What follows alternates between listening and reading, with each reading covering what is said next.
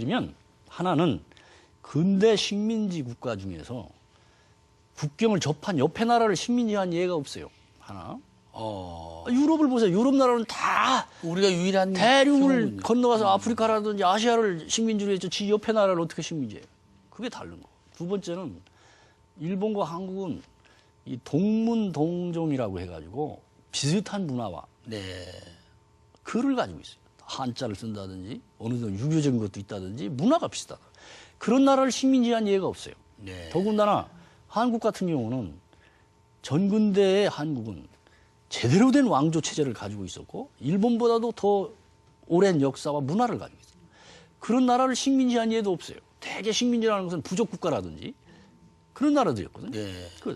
네 번째는 일본의 식민지 지배 방법이 달라요. 뭐냐면 일본은 철저하게 한국을 일본화하려고 했어요. 그러니까 한국 사람을 일본 사람으로 만들려고 했어요. 그러니까 한국 사람들한테 일본어를 강요받고 이름까지도 일본식으로 바꿨다. 그러한 예가 없어요.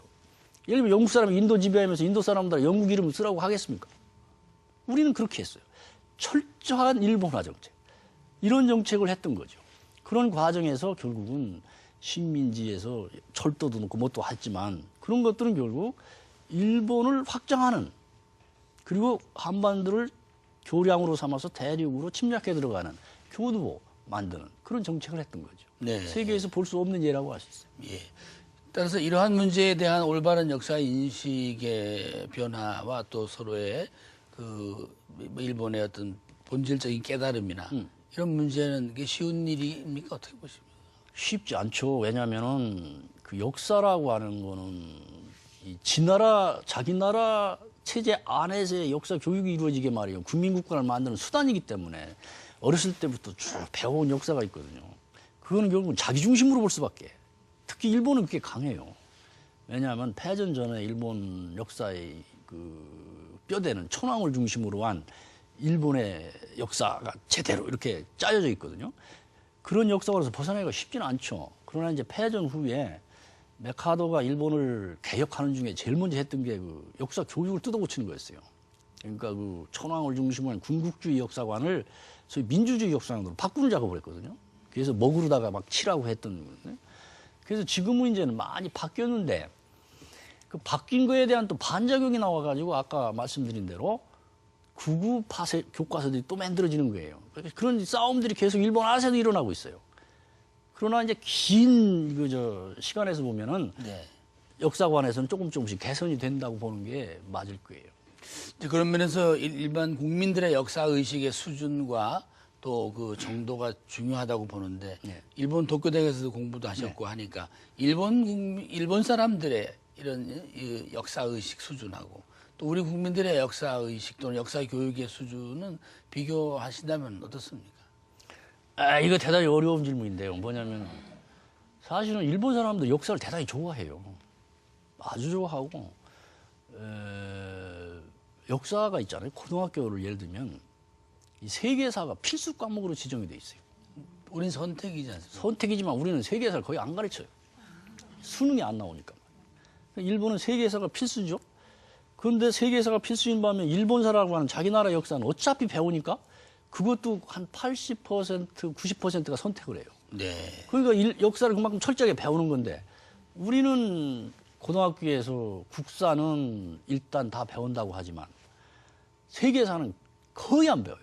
그런데 우리나라의 엄 선생님 전공하시겠지만 우리나라 GDP의 80%가 무역에서 나와요. 예. 밖에서 돈 벌어오는데 다른 나라 이해하지 못하고 어떻게 장사를 해먹어요. 그러니까 역사 의식의 면에서는 제가 보기엔 우리가 일본보다 결코 낫다고 못해요, 저는.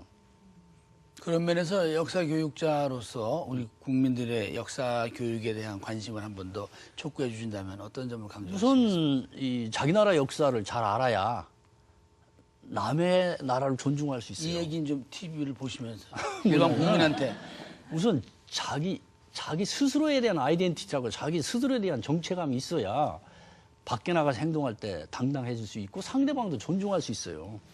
그런데 자기 역사 모르고 이러다 보면은 결국은 상대방하고 이 대화가 안 돼요.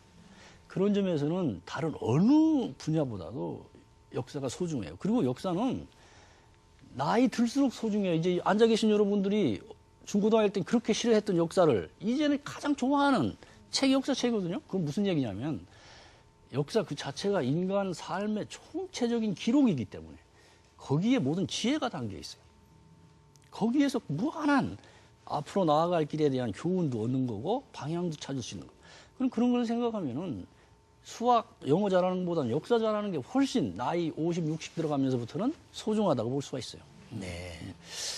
오늘 말씀 이제 들으면서 우리가 이제 국사 공부를 하는데 이 국사도 좀 더 전향적으로 보면 동북아 역사 뭐 이렇게 승화될 수 있는 가능성도 있습니까? 물론 있습니다.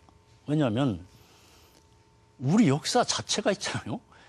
역사 무대에 전개된 걸 보면은 주변에 북방민족 있잖아요. 예. 고대부터 오늘날까지도. 남쪽에 일본이 있고 서쪽에 중국이 있고 오늘날 미국이 있잖아요. 예.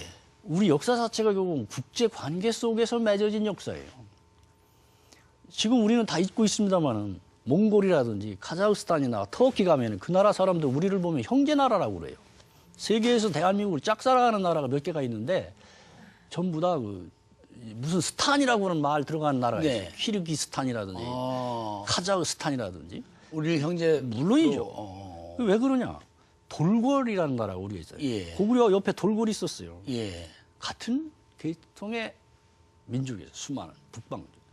그 사람들이 역사 흐름 속에서 서쪽으로 갔던 사람들이 오늘날 터키예요. 그때 저 기마 말 타고 몽골이죠. 그렇죠. 예. 그러니까 그 사람들이 남긴 그 안각화, 우리 동북아 역사에 대해서는 그걸 다 조사하고 있습니다만 고구려 벽화하고 똑같아요. 그런 것까지 시야에 넣으면 우리 역사가 결코 한반도에서 이루어진 좁은 역사가 아니에요. 중앙아시아를 물론이죠. 아주 그 다 연결이 돼요. 그러니까 그런 폭넓은 속에서 한국사를 봤을 때 새로운 시각에서 우리가 역사가 보이고 예. 앞으로 나아갈 방향 이런 것들이 이제는 열리는 거예요. 그런 쪽에서 역사는 항상 새롭게 봐야 돼요.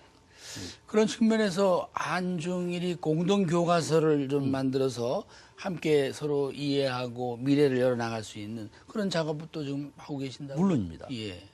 지금 벌써 지난 한 10여 년 동안 한국과 일본 사이에 저도 물론 참가했습니다만 한 5종류 정도의 그 공통 그 역사 교재가 나와 있어요. 네. 양쪽 학자들이 같이 쓴.